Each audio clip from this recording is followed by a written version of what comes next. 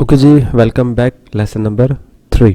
और आज हम डिस्कस करेंगे माइक्रोसॉफ्ट वर्ड में किस तरह से आप टैक्स को लिख सकते हैं। और जब आप टैक्स लिखते हैं, जब कोई भी चीज़ राइट करते हैं, तो उसमें आप माइक्रोसॉफ्ट वर्ड में कौन सा ग्रुप को आप डिस्कस करते हैं, या कौन से ग्रुप में आप जाके माइक्रोसॉफ्ट वर्ड में जो भी टैक्स लिखते हैं तो उसके जो टूल्स वगैरह होते हैं वो कौन से ग्रुप में हमारे पास अवेलेबल होते हैं।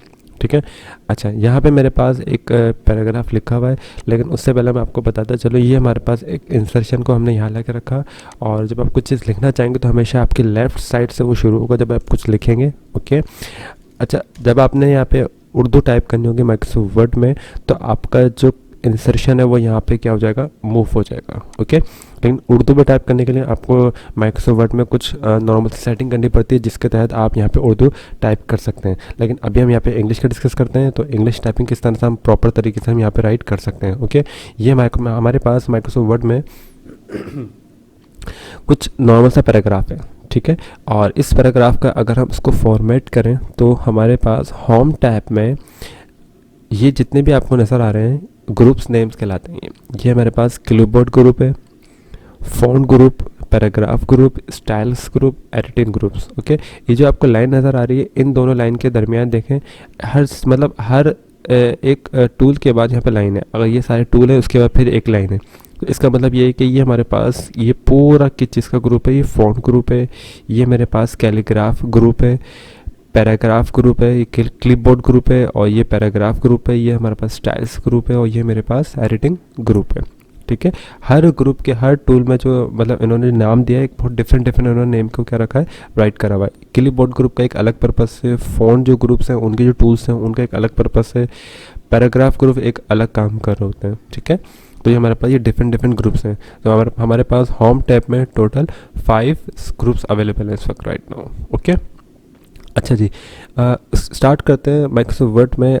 जब भी माइक्रोसॉफ्ट वर्ड में आपने किसी भी टेक्स्ट को या पैराग्राफ को या समझ लीजिए पूरे पेज को, जब भी आप कोई भी टूल आप यानी कि कोई भी आप फंक्शन अप्लाई करेंगे, उसमें आप सबसे पहले क्या करना है, इसको सिलेक्ट करना है। फॉर एग्जांपल आपने क्या करा, आपने जस्ट वांट टू, इसको आपने क्या करना है, बोल्ड करना है या इटैलिक करना है या अंडरलाइन करना है, तो आपने इसको पहले सेलेक्ट करना होगा। अदरवाइज विदाउट सेलेक्ट आप इसके ऊपर किसके ऊपर वर्क करेंगे पता नहीं होगा। माइक्रोसॉफ्ट वर्ड को भी नहीं पता कि अगर आप बोल्ड करना चाह रहे हैं तो किसको बोल्ड करना चाह रहे हैं। तो आपने मेक श्योर करना है कि आपने उस लाइन को या उस चीज़ को आपने सेलेक्ट लाजमी करना है। देन उसके बाद आपने इसके ऊपर आपने शॉर्ट की या फिर आपने उस फंक्शन को आपने अप्लाई करना है। ठीक है। जैसे मैंने लिखा है वीडियो यू वांट टू, और यहाँ पर हम गए बी के ऊपर क्लिक करें, ये देखें ये चीज़ बोल्ड हो गई हमारे पास। ठीक है। सिर्फ यही बोल्ड है और कोई बोल्ड नहीं हुआ। इटैलिक करेंगे, इटैलिक, अंडरलाइन करेंगे, देखिए अंडरलाइन हो गया हमारे पास। अच्छा, अगर इसको दोबारा से सही करना चाह रहे हैं कि जैसे पहले पोजीशन थी वैसा हो जाइए, तो आप अंडरलाइन पे क्लिक करेंगे, इटैलिक, उसके बाद बोल्ड। तो ये मेरे पास क्या हो गया, दोबारा उसी पोजीशन पे आ गया जैसे हमारे पास माइक्रोसॉफ्ट वर्ड में था। ओके। तो ये हमारे पास माइक्रोसॉफ्ट वर्ड में, ये अगर आप पूरा पैराग्राफ सेलेक्ट करेंगे तो पूरा पैराग्राफ आपका क्या हो जाएगा, बोल्ड हो जाएगा। ठीक है। बोल्ड के साथ साथ अगर आप चाह रहे हैं इसको फ़ॉन्ट चेंज करना, तो यहाँ पे हमारे पास फ़ॉन्ट्स का दिया हुआ है कि आपने जो मर्जी आप फ़ॉन्ट लेना चाहें वो आप बहुत आसानी से कोई भी आप फ़ॉन्ट ले सकते हैं। बट जो स्टैंडर्ड होता है हमारे पास वो कैलिब्री और Arial and Times New Roman, ये हमारे पास 3 फ़ॉन्ट्स होते हैं जो माइक्रोसॉफ्ट वर्ड में बाय डिफ़ॉल्ट होते हैं। और मज़ीद इसमें कोई अच्छा फ़ॉन्ट आप यूज़ करना चाहें तो फ़ॉन्ट्स तो बहुत सारे हमारे पास होते हैं, उसको डाउनलोड करके हम यहाँ पे हम यूज़ कर सकते हैं। वो भी इंशाल्लाह आगे वाली क्लास में हम डिस्कस करेंगे। तो माइक्रोसॉफ्ट वर्ड में 3 फ़ॉन्ट तो हमारे मस्ट हैं, Calibri, Times New Roman and Arial. Okay. तो ये हमारे पास कुछ इस तरह का फ़ॉन्ट्स हमारे पास आ जाते हैं। माइक्रोसॉफ्ट वर्ड में जो डॉक का जो मतलब ये डॉक्यूमेंट्स जो है हमारे पास, बेसिकली इसकी जो एक्सटेंशन होती है उसको हम डॉक से रिप्रेजेंट कर रहे होते हैं। ठीक है। DOC। ओके। तो माइक्रोसॉफ्ट वर्ड में हमारे पास अगर मैं बात करूं इसको साइज़ को इंक्रीज़ और डिक्रीज़ करने की, तो हमारे पास 2 स्टेप्स आएंगे हमारे पास।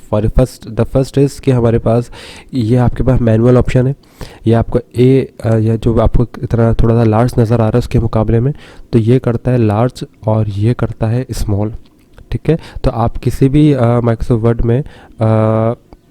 वर्ड में मतलब किसी भी नहीं, मतलब माइक्रोसॉफ्ट वर्ड में आप बहुत आसानी से इसको लार्ज भी कर सकते हैं और स्मॉल भी आप बहुत आसानी से आप कर सकते हैं, इंक्रीज़ और डिक्रीज़, ठीक है। तो ये आपने इंक्रीज़ कर दी, आपने डिक्रीज़ कर दिया, लेकिन इस बात को मेक श्योर करिएगा कि माइक्रोसॉफ्ट वर्ड में जो आप पैराग्राफ सेलेक्ट करेंगे या जो वर्ड आप सेलेक्ट करेंगे ना, उसी के ऊपर ये आपने जो ये फंक्शन है ये अप्लाई होंगे, ओके। अगर आपने यहाँ पे क्लिक कर दिया और आप चाह रहे हैं लार्ज करना, तो देखेंगे ये इंक्रीज़ नहीं होगा।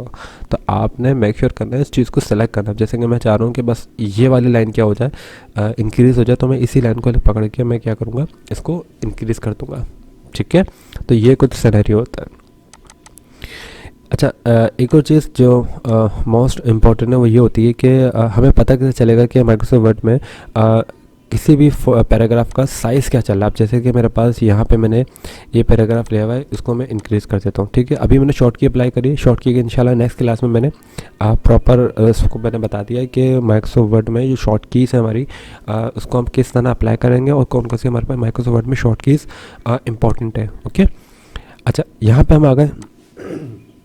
यहाँ पे आने के बाद अब देखें, यहाँ पे मैंने क्लिक करा किसी, तो ये पूरा पैराग्राफ है ना, मैंने यहाँ पे क्लिक करा तो लिखा हुआ आ रहा है हमारे पास जो फ़ॉन्ट का साइज़ है वो क्या है 12। और अगर मैं यहाँ पे क्लिक करूँगा तो मेरे पास फ़ॉन्ट का साइज़ क्या लिखा हुआ आ रहा है 16। तो इसका ये 99 पर्पज़ यही आ गया हमारे पास कि ये साइज़ आ रहा है 16 और ये ऊपर वाला आ जाएगा हमारे पास 12, ओके। उसके साथ साथ हमारे पास ये कुछ केसेस हैं, sentence case, lower case, upper case. ये करते क्या, ये मैं आपको बताता हूँ। ये बेसिकली केसेस होते हैं हमारे, ठीक। और जो माइक्रोसॉफ्ट वर्ड में जो हमारा स्टैंडर्ड होता है कि जो फ़ॉन्ट या जो हम लिख रहे होते हैं उसका जो केस होता है बेसिकली वो होता है standard sentence case. First word capital, बाकी सब स्मॉल होते हैं, इवन कि जब तक कोई स्टॉप ना आ जाए। स्टॉप जैसे ही आपने फुल स्टॉप लगाया उसके फ़ौरन बाद आप जो फर्स्ट वर्ड होगा वो क्या हो जाएगा, कैपिटल हो जाएगा। अदरवाइज़ आप जितना लिखते जाएंगे, अगर कोई स्टॉप नहीं भी आता तो आप वो सेंटेंस केस के मुताबिक आप हर वर्ड आपका क्या होगा, स्मॉल होता रहेगा। ये मेरे पास आ जाएगा लोअर केस। लोअर केस तो आप सबको पता है कि ये थोड़ा सा स्मॉल हो जाएगा, हर वर्ड आपका स्मॉल हो जाएगा। अपर केस ये कर देगा आपके पैराग्राफ को, सब वर्ड आपके क्या हो जाएंगे, कैपिटल हो जाएंगे, ओके। उसके साथ साथ ये आ जाएगा कैपिटल ईच वर्ड। ये क्या करता है, कैपिटल ईच वर्ड, हर वर्ड का जो आपका जो हर वर्ड है ना उसका पहला जो वर्ड होगा वो क्या हो जाएगा, कैपिटल हो जाएगा, ठीक है। उसके बाद ये आ जाएगा टॉगल केस। ये तो पॉसिबल ही नहीं कि इसको हम लिखें, बट ये कि बता रहा है कि टॉगल केस क्या करता है, फर्स्ट वर्ड स्मॉल होगा, बाकी सब क्या हो जाएंगे, कैपिटल हो जाएंगे। बट देखें कहना मकसद ये है कि ये डिफरेंट क्या होते हैं, केसेस होते हैं, आप इसको जिस तरह यूज़ करना चाहें। लेकिन जो हमारा स्टैंडर्ड होता है वो क्या होता है, सेंटेंस केस होता है, या हम कभी कभार यूज़ कर लेते हैं कोई अपर केस या फिर लोअर केस भी हम यूज़ कर लेते हैं। लेकिन जो स्टैंडर्ड है, जो हम कोई लेटर एप्लीकेशन या फिर हम कोई भी नोट्स या कोई डायरी वगैरह लिख रहे हैं हम एक तरीके से यहाँ पे अपने लिए, तो यहाँ पे हम क्या लिखेंगे, यहाँ पे सेंटेंस केस, ओके। ये हमारे पास बोल्ड था, इटैलिक था, अंडरलाइन था। अच्छा, जब मैं इसको होवर करूँगा तो यहाँ पे देखें शॉर्ट की लिखी हुई आती है किसी भी टूल की, कि इसको अप्लाई करने के लिए आपने ये वाली शॉर्ट की अप्लाई करनी होगी। तो Ctrl+B प्रेस करेंगे शॉर्ट की सेलेक्ट करके, तो Ctrl+B प्रेस करेंगे, ये चीज़ क्या हो जाएगी आपकी बोल्ड। इटैलिक करेंगे Ctrl+I से, और अंडरलाइन करेंगे तो Ctrl+U से। तो ये हमारा बहुत कॉमन और बहुत ईजी और आप समझ लीजिए आसान शॉर्ट की से, तो इससे माइक्रोसॉफ्ट वर्ड ने हमें गाइड करा हुआ है, ठीक है। अच्छा, अंडरलाइन करने के लिए हमारे पास क्या सिनेरियो होता है ये मैं आपको बताता चलूँ। ये आपने सेलेक्ट करा, सेलेक्ट करने के बाद आपके पास अंडरलाइन आप करना चाहें तो क्लिक करेंगे, अंडरलाइन जो हो चुकी है। लेकिन आप चाह रहे हैं कि डबल अंडरलाइन करनी है या डॉट्स वाली अंडरलाइन करनी है, जिग अंडरलाइन करनी है, बहुत सारी अंडरलाइंस हैं, तो आप यहाँ से भी आप अपनी मर्ज़ी से आप ले सकते हैं। और मोर अंडरलाइंस क्लिक करेंगे तो मोर अंडरलाइंस आएंगे, और अदरवाइज़ अगर आप कलर चेंज करना चाह रहे हैं तो आप अपनी मर्ज़ी से कलर भी आप चेंज कर सकते हैं उस अंडरलाइन का, ठीक। मतलब समझ लीजिए कि सिंगल लें या 2 लाइन लें, बट स्टैंडर्ड ये होता है कि अगर आप किसी चीज़ को हाईलाइट करना चाह रहे हैं, कोई आपने हेडिंग लगाई है तो उसमें आप अंडरलाइन मतलब मेंशन करना चाह रहे हो तो आप सिंगल लाइन भी आई थिंक इनफ रहती है, ठीक है। अच्छा, इसके बाद आगे वाला जो आपके टूल नज़र आ रहा है उसको हम बेसिकली कहते हैं स्ट्राइक। ये वाला ये कहलाता है स्ट्राइक। स्ट्राइक क्या करता है, आपने देखा होगा कि कुछ प्राइस टैक्स होते हैं कि भाई ये चीज़ 300 रुपये की है और आफ्टर द डिस्काउंट 100 रुपीज़, तो 300 को काटने के लिए यूज़ किया जा रहा होता है। तो इसका भी फंक्शन उन्होंने यहाँ पे अप्लाई करा हुआ है, तो आप भी चाहें तो इस चीज़ को भी यूज़ कर सकते हैं हम। ये करता क्या है मैं आपको दिखाता हूँ। जैसे कि आपने ये पैराग्राफ है, इसको सेलेक्ट किया आपने, स्ट्राइक लगाएंगे तो ये इसके ऊपर क्या लग गई, लाइन लग गई, ठीक है। जैसे कि आपने देखा हो ना, कॉपी में हम एक लाइन को काट देते हैं कि भाई ये वाली लाइन गलत हो गई थी, तो बेसिकली ये स्ट्राइक पर्पस होता है ये, कि आप चाहें तो इस स्ट्राइक को इस तरह यूज़ कर सकते हैं, चीज़ लिखी हुई भी है और उसके ऊपर लाइन भी आ चुकी है, ठीक है, और उसको हटाना चाहें तो आप उसको हटा भी सकते हैं इस तरह करके। तो ये कुछ इस तरह से हमारे पास क्या कर रहा होता है, वर्क कर रहा होता है। अच्छा, ये सब स्क्रिप्ट और सुपर स्क्रिप्ट ये इंशाल्लाह मैं आपको आगे वाली क्लास में आपको एक्सप्लेन करूँगा कि ये जो फंक्शन हमारे पास किस तरह से वर्क होता है, ठीक है। क्योंकि जब हम इक्वेशन बनाना सीखेंगे इंशाल्लाह, तो उसके साथ ये हम सब स्क्रिप्ट और सुपर स्क्रिप्ट को मैं आपको डिस्क्राइब करूँगा। ओके, आगे चलते हैं। ये मेरे पास वर्ड आर्ट क्या करता है, बेसिकली यहाँ पे आपको बने बनाए आपको टैक्स मिलते हैं, बने बनाए आपको एडिटिंग करने की ज़रूरत भी नहीं है आपको, और कलर भी होते हैं और स्टाइलिश भी होते हैं, और उसके ऊपर शेडो वेडो सब अप्लाई होता है ऑलरेडी ना।